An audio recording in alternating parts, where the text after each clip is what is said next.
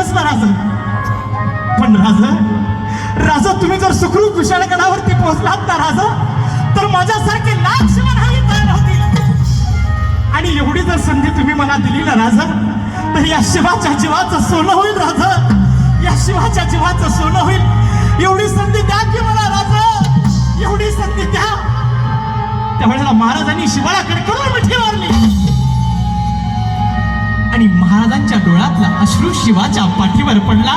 आणि शिवा म्हणाला, राजा अहो आमच्यासारख्यासाठी आपल्या डोळ्यातून अश्रू आला, आणखी काय पाहिजे या शिवा?